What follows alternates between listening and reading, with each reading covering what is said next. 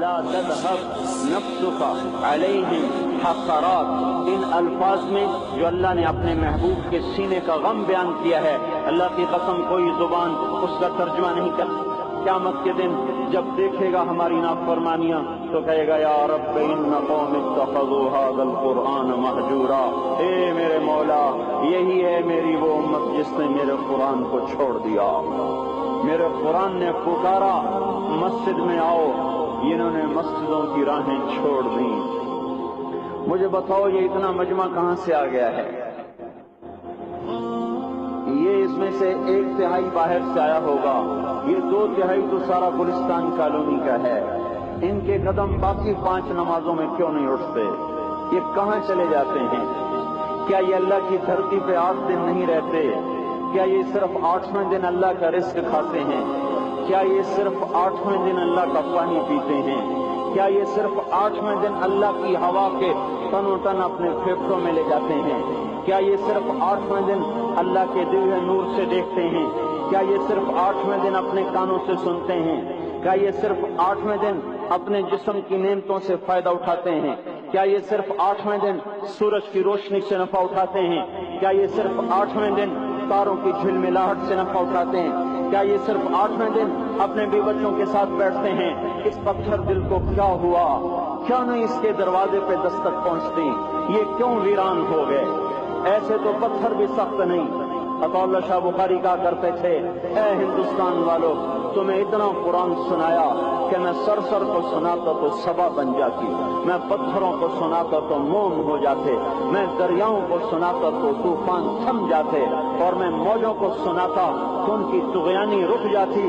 پتہ نہیں تم کس مخلوق کس چیز سے بنے ہو، کس خمیر سے بنے ہو، تمہارے سینوں میں دل نہیں ہے، پتھر ہیں، اور پتھر سے بھی زیادہ کوئی سخت ہے۔ اشد قسوة من الحجارہ، پتھر بھی اللہ کی حیبت سے لرزتا ہے اور کانپتا ہے، پر تم کون سے انسان ہو، کیسے سینوں میں دل لیے پھرتے ہو کہ 5 دفعہ اتنا بڑا بادشاہ تمہیں پکارے حی علی الصلاۃ حی علی الصلاۃ، ایک تھانے دار پکارے گلستان کالونی کا کہ تمہارا سمن ہے آ جاؤ تو سر پہ پاؤں رکھ کے بھاگے، ڈی سی پکارے تو کام چھوڑ کے بھاگے، اور تمہارا زمین آسمان کا بادشاہ تمہیں دن میں 5 دفعہ پکارے اور کانوں پہ جوں نہ رینگے، اور 8ویں دن مسجد کو آ رہے ہوں۔ کیا 8ویں دن کھانا کھایا ہے؟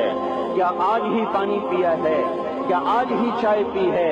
یہ ایسی جفا اپنے آپ سے کرتے، شیطان سے کرتے، ملک و مال سے کرتے، اپنی دکانوں سے کرتے، یہ بے وفائی اللہ سے کیوں کی ہوئی ہے؟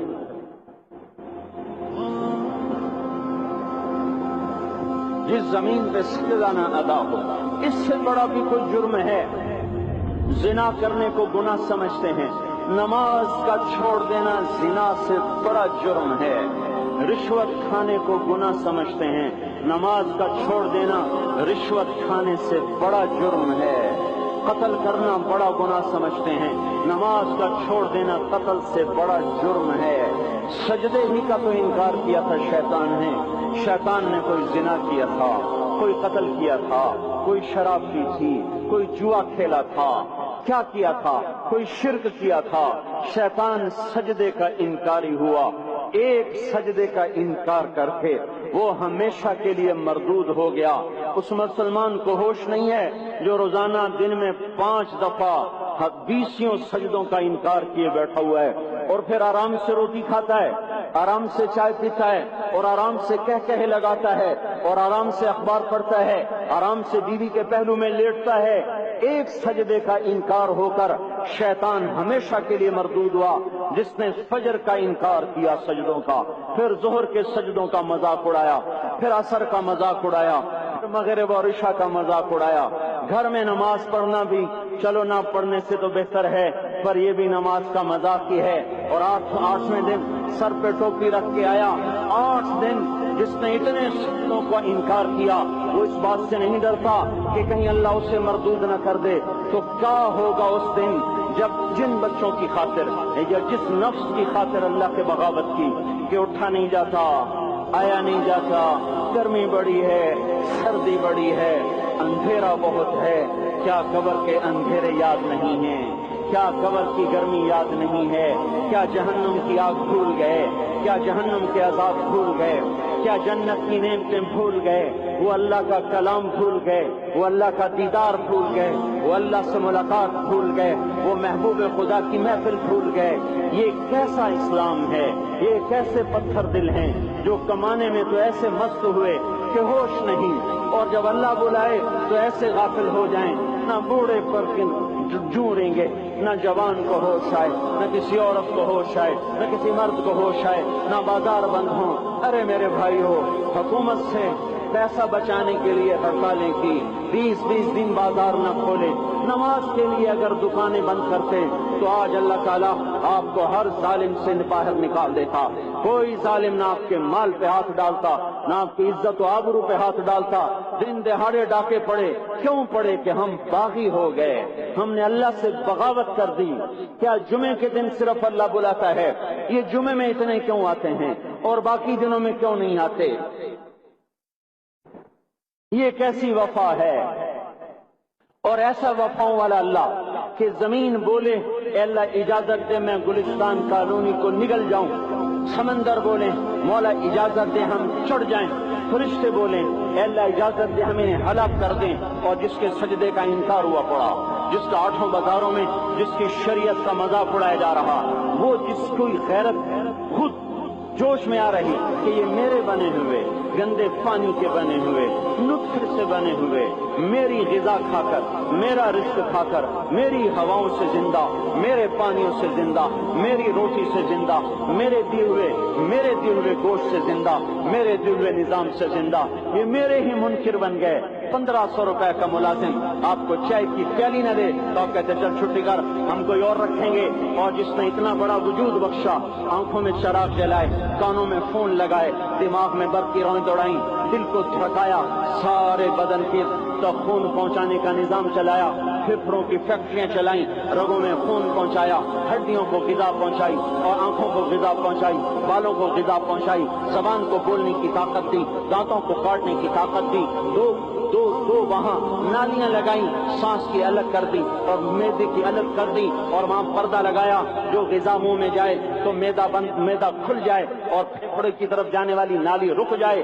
جو اللہ اتنی حفاظت کرے کہ آپ کا لقمہ آپ کے معدے میں جائے، وہ دو ہی تو یوں ساتھ ہیں بالکل یوں ایک ساتھ، اور وہ اللہ اتنی طاقت والا کہ سانس کی نالی بند کرے اور معدے کی نالی کا منہ کھولے اور غذا کو منہ میں سے گزار کر وہ معدے میں پہنچائے، پھر ایک زبردست طاقتور نظام چلائے، اس کو توڑ کے آنتوں میں پہنچائے، پھر کروڑوں قسم کی فیکٹریوں کو حرکت دے اور اس میں سے خون کو کھینچے، غذاؤں کو کھینچے، پھیپھڑے کو غذا، خون کو غذا، خون خود غذا لے کے چل رہا، آنتوں کو غذا، دماغ کو غذا، ہڈیوں کو غذا، ناخن کو غذا، ایک ناخن کھینچ لے تو ہم کیا کریں؟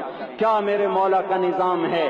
یہ ہمارا قبرستان ہے، مردہ سیل باہر نکل رہے اور ناخن کی شکل میں باہر آ رہے، پھر آگے جا کے اور سخت ہو رہے، تھوڑا سا ناخن زیادہ کٹ گیا، سارا دن سی کرتا ہے، سارا دن ہائے کرتا ہے، یہی ناخن میرا رب کھینچ لے تو ہم تو ایک ناخن کا شکر ادا نہیں کر سکتے، یہ جوڑ بنا دیے، سیدھا کرتے تو ہم کسی کا شکر ادا نہیں کر سکتے۔